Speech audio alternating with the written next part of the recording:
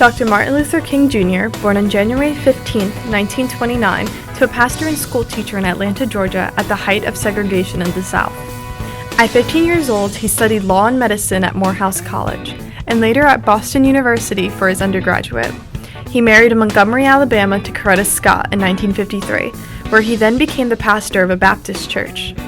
By November of 1957, after the Montgomery bus boycott in Brown versus the Board of Education, Dr. King was a prominent national figure that represented a nonviolent resistance against systemic racism. Inspired by the teachings and practices of Mahatma Gandhi and activist Bayard Rustin, he co-founded the Southern Christian Leadership Conference, a group committed to achieving full equality for African Americans through nonviolent protest.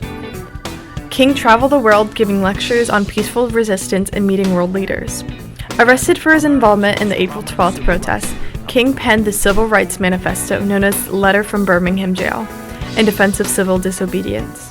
He worked with other civil rights figures to organize the March on Washington in August of 1963, a rally to bring light to racial injustices.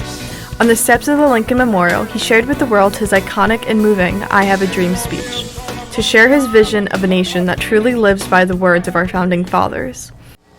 That one day, this nation will rise up and live out the true meaning of its creed.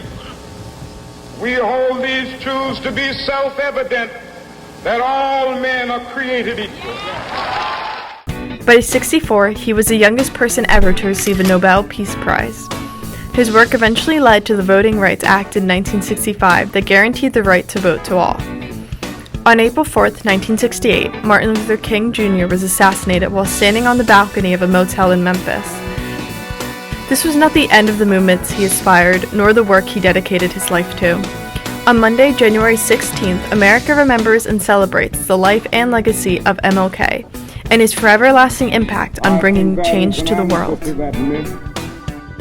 And it is that time is neutral. It can be used either constructively or destructively.